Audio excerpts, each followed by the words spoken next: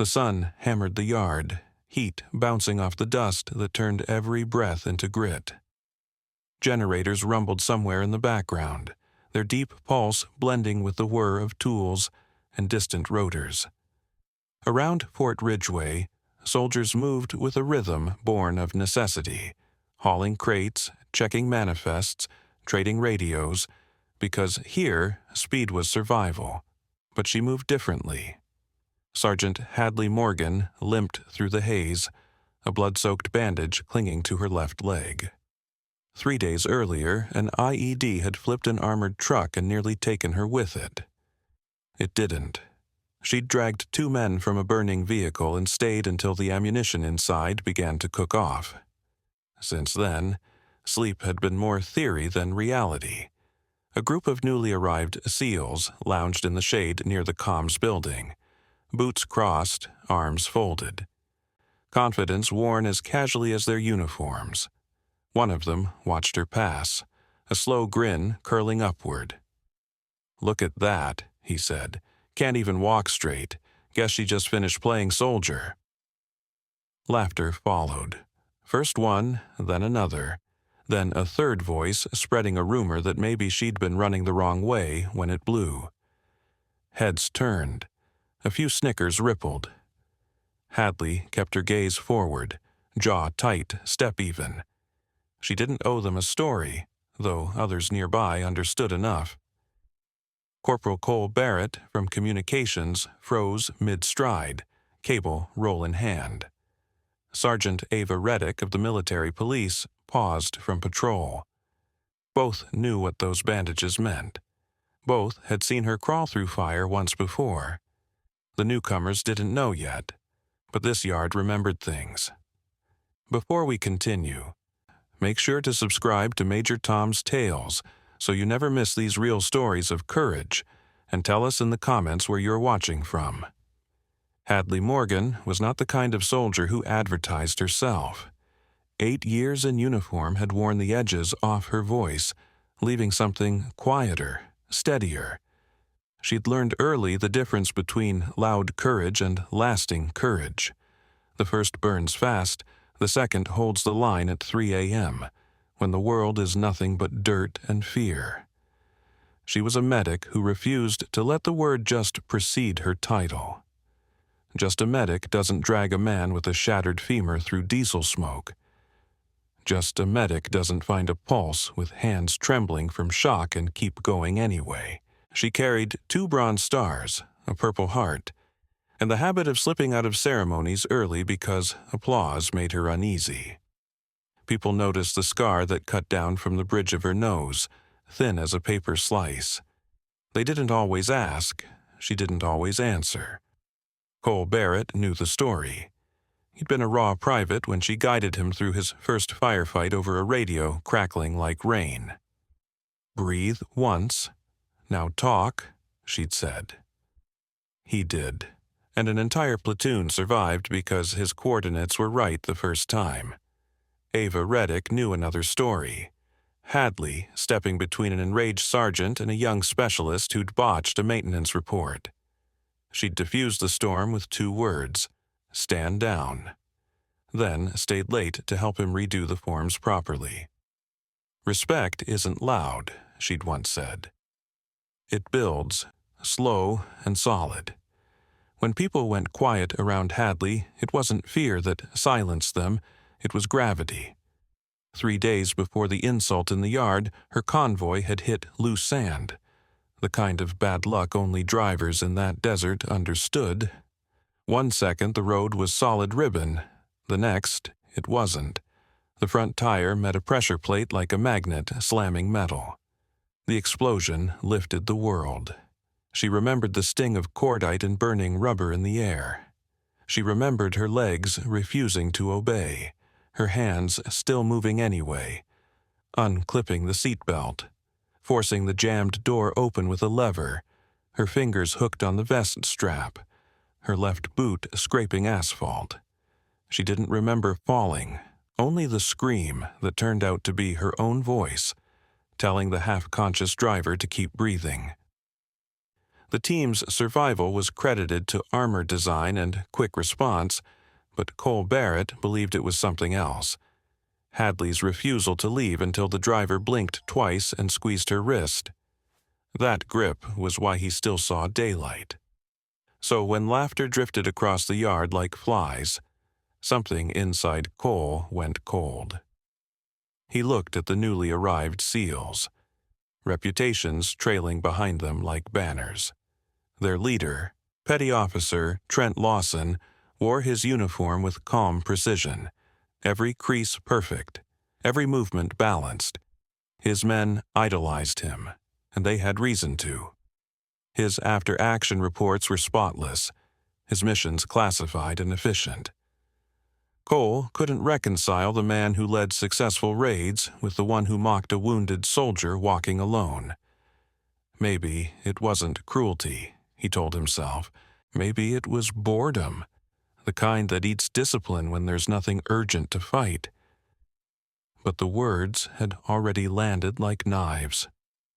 Ava Reddick's patrol path shifted a meter closer, just enough to catch their faces, their insignias, the time of day. Her hand hovered near the toggle of her body cam and stayed there.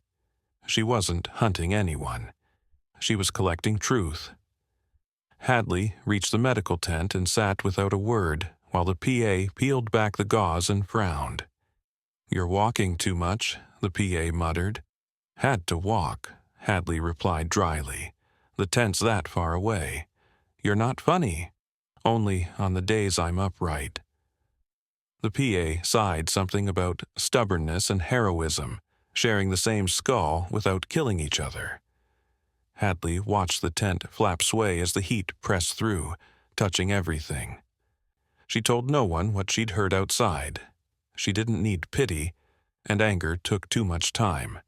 There were wounds to clean, forms to sign, and a bone-deep ache humming like low music. On bases like Fort Ridgeway, information didn't travel. It arrived fully formed. The insult passed from mouth to mouth, losing nothing of its sharp edge. Someone swore they'd seen a phone tilted at just the right angle in reflection. Another repeated the words verbatim. A mechanic with grease-stained knuckles claimed he'd noted the time, halfway through changing a filter. By dusk, the base's deputy commander had a folder she hadn't asked for and couldn't ignore. Colonel Harper Wells had a voice like a blade, only sharp when necessary. She was in her late 40s, seemed taller than she was, and carried a long memory for both kindness and disrespect. Before reading the first line of the report, she recalled an unfinished email recommending SFC Morgan for commendation. Displayed extraordinary courage under fire. She'd approved it. Now she held a different narrative. Audio witness statements, a still photo with faces, because sometimes the obvious needed to be made even clearer. Regulations here weren't suggestions. Neither was culture. She glanced at the clock, weighed her options, then stood. "Call Commander Dean Harlow," she said to her aide, and to MP Sergeant Reddick. Outside, the temperature dipped slightly, though the yard still burned with tension. They didn't start with fury, they started with facts. Ava Reddick gathered statements methodically. A medic collecting supplies under pressure, staying organized. "Tell me exactly what you saw and when." She separated opinion from observation, never pushed, never led. The story surfaced anyway, steady, interwoven, as if the yard itself wanted to speak. Cole Barrett submitted his statement last, after cooling the kind of anger that shortens careers. He kept it simple. "I heard it. Look at her, can't even walk straight. Guess she just finished playing soldier." Then another voice. "She must have been running away when she got hit." Those were the exact words. He even attached coordinates, a timestamp, and the sun's angle, because Cole paid attention like that. The photo wasn't perfect. Grainy faces, one soldier half-turned, but Ava Reddick captured enough. The body language said the rest. folded arms, tilted chin, a subtle lean forward that turned a joke into provocation.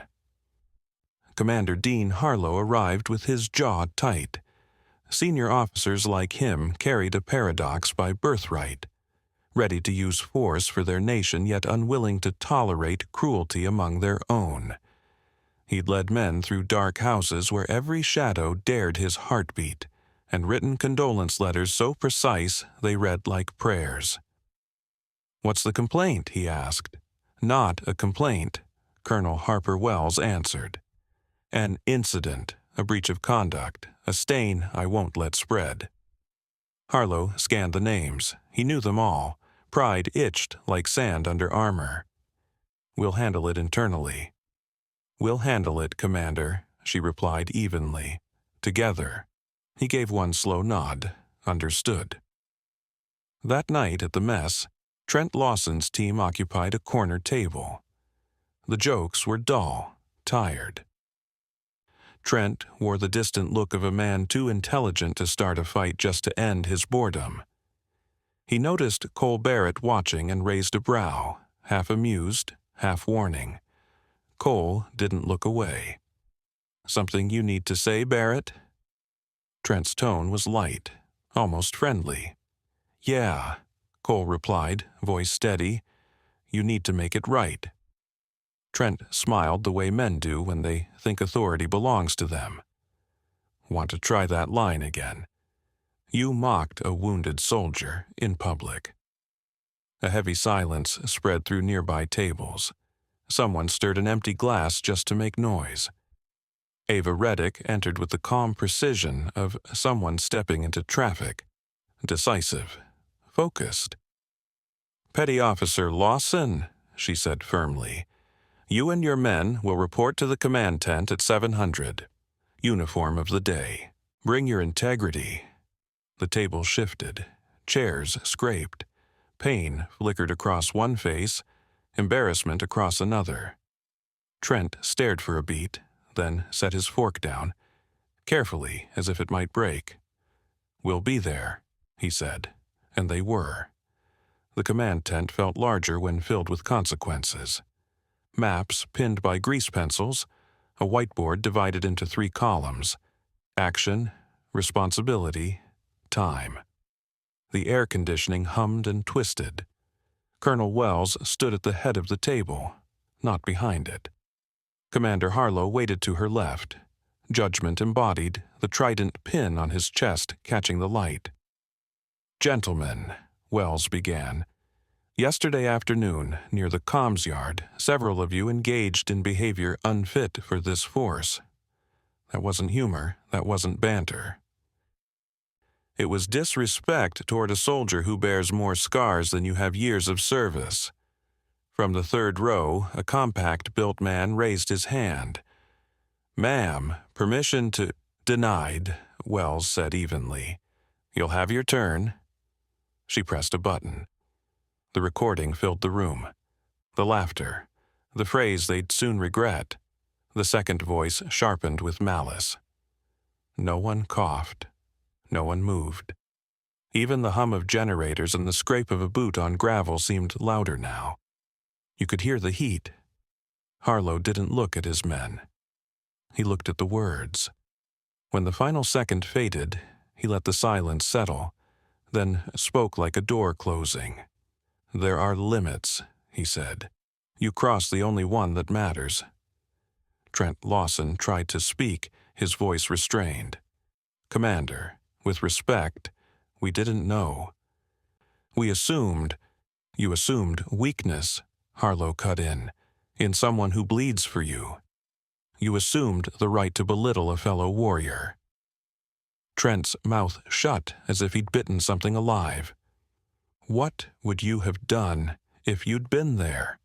The question, later used as a quiet needle for the audience, belonged in that tent to Colonel Wells. If someone mocked a comrade, broken yet still standing, would you laugh, look away, or correct the record? She let silence answer, and it did. Meanwhile, Hadley Morgan reported for follow-up at the medical tent. The PA, whose opinions on rest bordered on religious, scolded gently, then louder, "You should be elevating." "I am," Hadley said dryly, "raising my standards for what I can ignore. Keep joking and I'll list comedian under your occupation. Please don't, my timing's off. Your timing saved 2 lives. That wasn't timing, that was duty." The PA paused, softened. "Still counts." Hadley didn't yet know about the meeting at the command tent. She only knew the stairs betrayed her knee and morphine made promises she wouldn't accept.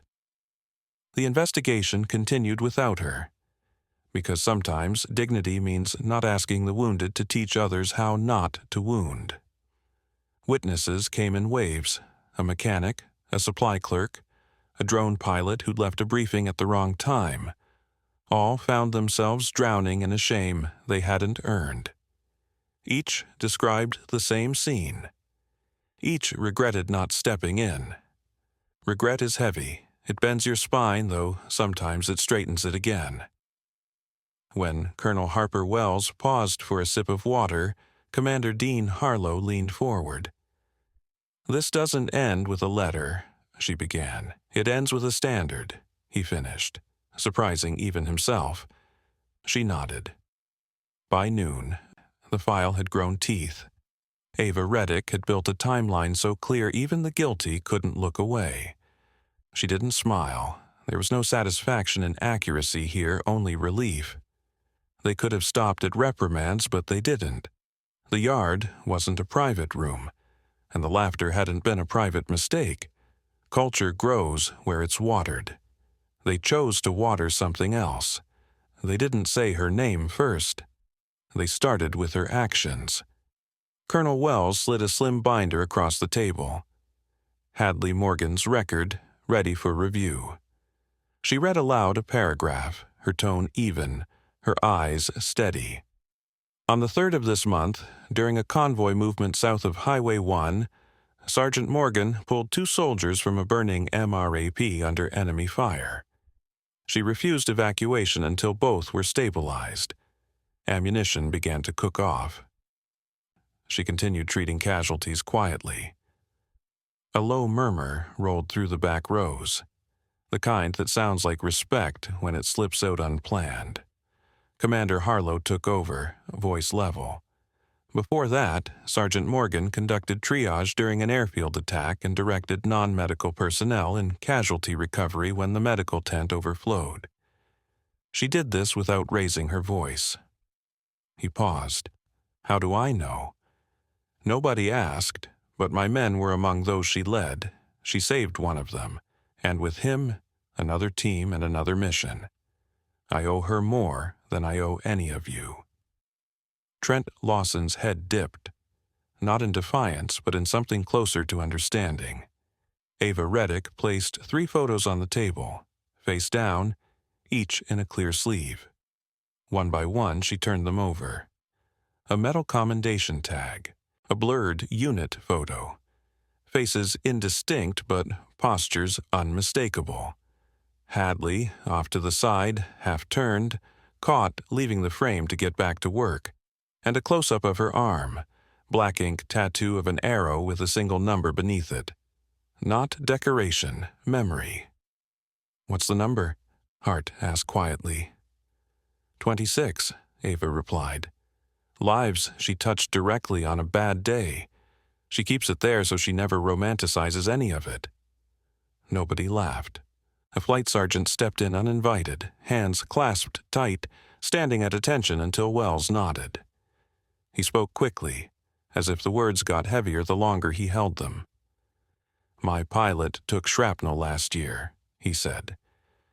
Doc, that's what we called her, even though she was just a sergeant, sat in the dust beside him, calm as a walk in the park. He's alive because of her, that's all. He left. The tent seemed to expand around the silence. Clue 2. A draft copy of a commendation already signed by a battalion commander. Words recognizing extraordinary courage under fire. Clue 3. a compilation of radio transmissions from past missions, anonymous voices coordinating under pressure. You can always tell when a professional's on the channel. Calm creates calm. The call sign anchoring those networks was Echo 31. Same cadence, same control. It was her voice. The mystery wasn't really a mystery anymore, it was a mirror. Some men saw themselves as they'd been in that yard and flinched. Have you ever underestimated someone and realized you were wrong? What revealed the truth to you? A story, a scar, a voice? The moment came in silence. That evening, Hadley Morgan left the medical tent to air that tasted less like punishment. She carried a crutch she didn't want and a stubborn leg that didn't care what she wanted. The sky shifted from purple to a deep cathedral blue. One task remained. She'd promised to inventory the trauma kits and refused to let her replacement drown in paperwork. Behind the supply depot, a young specialist struggled with a box on the top shelf. Maybe he wasn't tall enough, or maybe the shelf was too high, or both. He balanced on his toes, fingertips a few inches short. "Don't," Hadley said, calm, not shouting. He startled, stepped off the crate he shouldn't have been standing on, and nearly crushed his own foot. "You okay?" she asked. "Yes, Sergeant." "Yes, ma'am, I'm fine. These kits, they told me to sort them. But the inventory sheets are a mess and I can't breathe." Cole Barrett, passing by with a coil of cable, froze at the echo of her tone. Hadley set her crutch aside. She shouldn't have, but the leg reminded her who was boss. She ignored it gently. Using leverage more than strength, she eased the box down with steady hands. No groan, no performance, just problem solved. She handed the specialist a pen.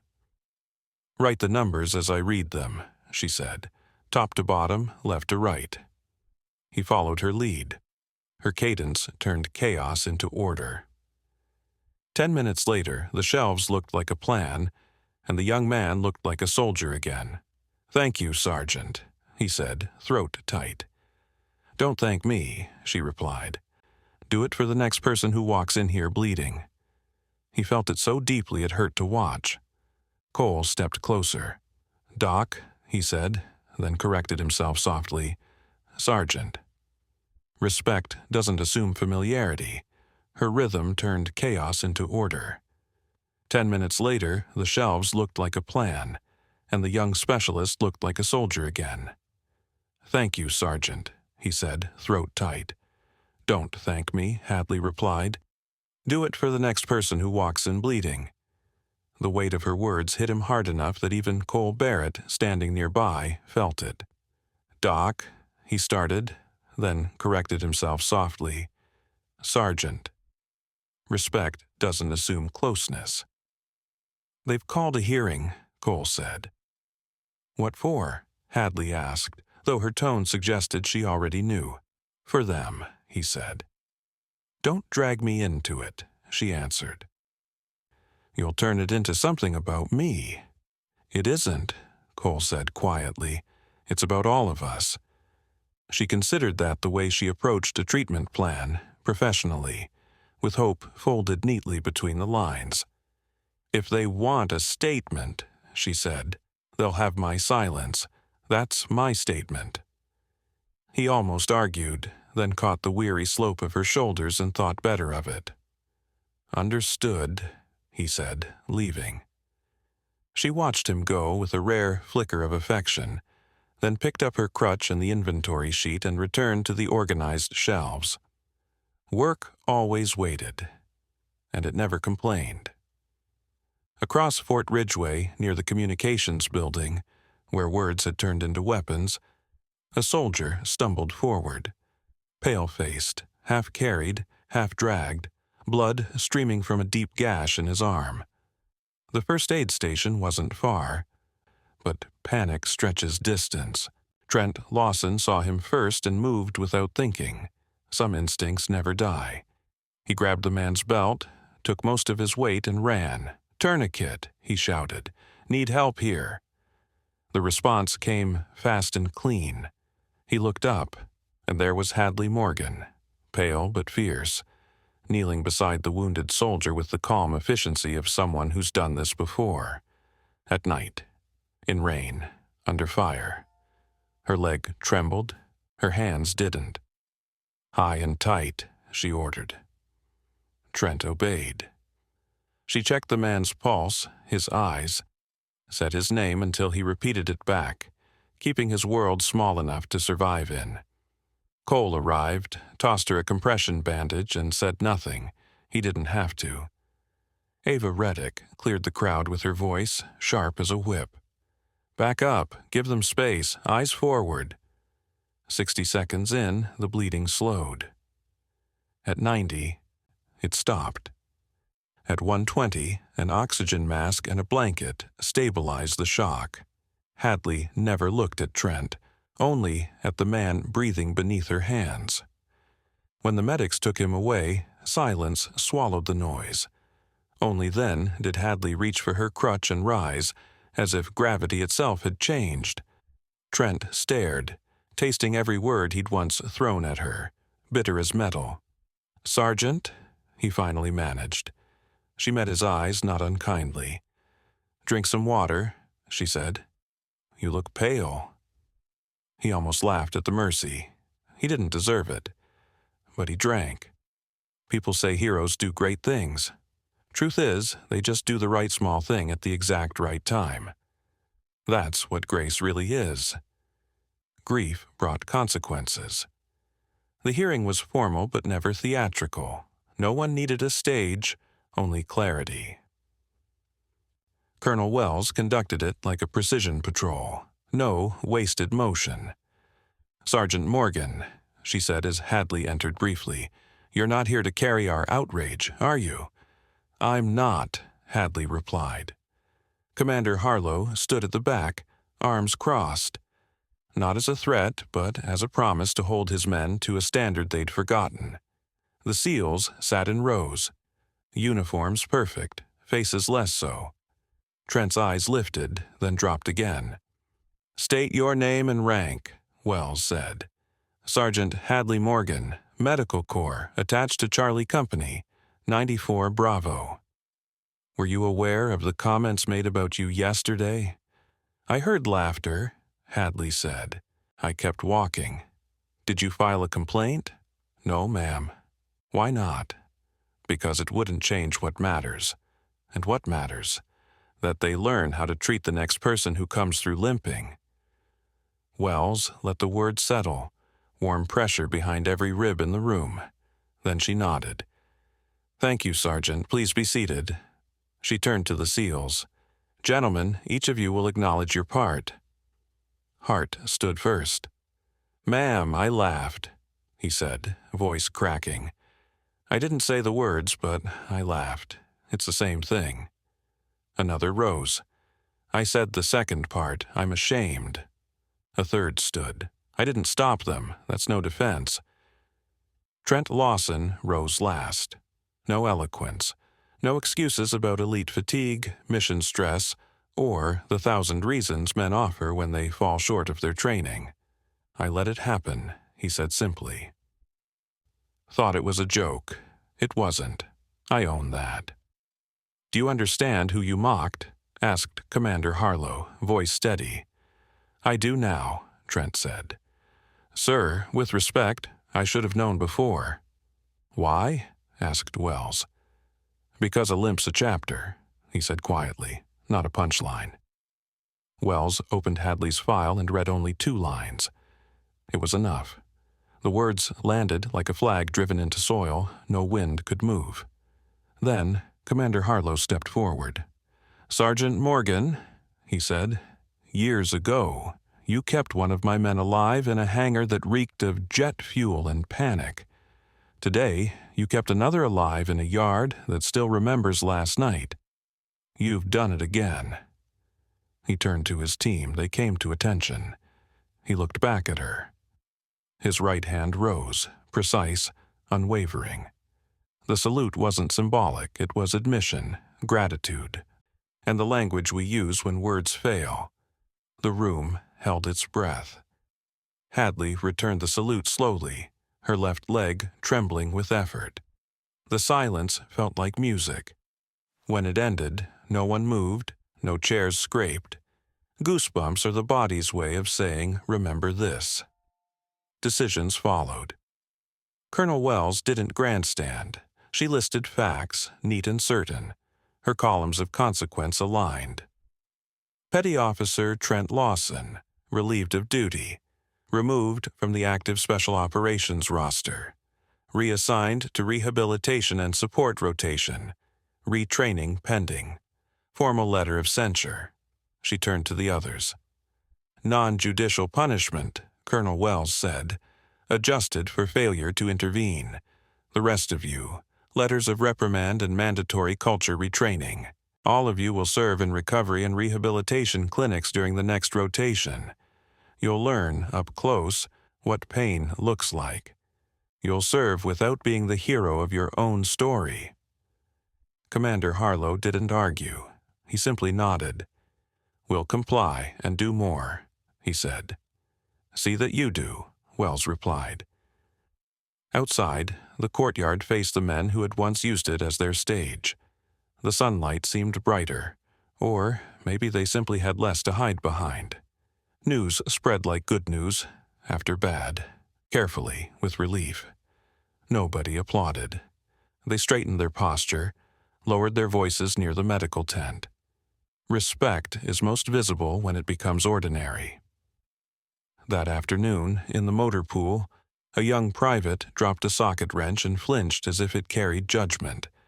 Hadley Morgan, moving slower than she wanted, bent down, picked it up, and handed it back without a lecture. "You're allowed to be new," she said. At the comms post, Cole Barrett replaced the worn pad on his headset and thought about how many times one steady voice had anchored a dozen others. He sent a short message to his mother. "We're good here. People are remembering who we are." At the first aid station, a handwritten sign appeared beside the door. No one claimed credit.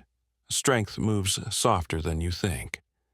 Someone had underlined "softer" twice. Trent Lawson reported for duty at the rehabilitation center his first day, carrying the shell of a man on his face and something more honest beneath.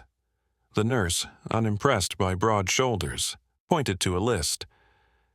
"Today you refill water, check vitals, I've already done that, and sit with the ones who wake up confused. You won't talk about yourself." "Yes, ma'am," he said, and meant it. He sat beside a sergeant whose leg had learned to be shorter. The man told a story about a dog that wouldn't stop sleeping in his boots. Trent laughed once, stopped, apologized, but the sergeant laughed for real. "You're allowed," he said. "It's the one thing the blast didn't take." When Trent left that day, he wrote a message to Hadley he didn't send. Deleted it.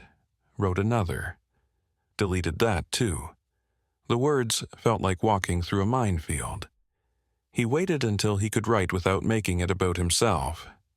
"Do you believe consequences should include serving those you've harmed, or should punishment just punish?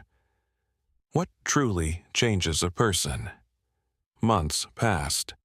The limp softened into a steady step. The scar across Hadley's face remained faint, like a pencil mark. She was promoted to Sergeant First Class, not with a speech, but with a signature and a handshake.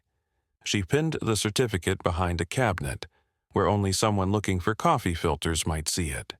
She trained a new group of medics how to control adrenaline. "It lies to you," she told them. "Tells you to move faster. Sometimes that's right, usually it isn't." She taught them to speak in short sentences that left room for courage to fit. Cole Barrett became the kind of NCO who said "we" when he could have said "I." Ava Reddick trained 2 new MPs to write reports that sounded like truth, not performance. Colonel Wells moved on to a new post where standards needed replanting. She carried that courtyard with her like a stone in her pocket. Trent Lawson kept showing up at the rehab center long after his assignment ended. The nurse stayed unimpressed. Eventually, she nodded once. It felt like forgiveness. He wrote the letter in January, when the dawn air tasted like metal. Handwritten because some words deserve paper. Sergeant First Class Morgan, I led an insult aimed at a wound I never earned. I can't undo it, but I can name it and own it. I've spent weeks sitting with men and women whose bodies have learned new rules. I've watched dignity do more than medicine. I'm sorry, I'm not asking for forgiveness, just the chance to become the kind of man who never makes that mistake again. Respectfully, Petty Officer Trent Lawson. He didn't expect a reply. Shame doesn't send mail. But 2 weeks later, an envelope arrived, small, neat handwriting. Petty Officer Lawson. A soldier's measure isn't rank or unit, it's how they treat those who've already given everything. Keep treating them well. That'll be enough. H. Morgan. He read it twice, folded it once, and carried it where he used to keep his lucky coin. One mild morning, Hadley Morgan crossed the same courtyard as before. Slower now, stronger somehow. 2 new SEALs stood at attention as she passed. They didn't salute. It wasn't the place for that. They just made room and lowered their voices. She felt the respect return. Fort Ridgeway hadn't changed because a few men were punished.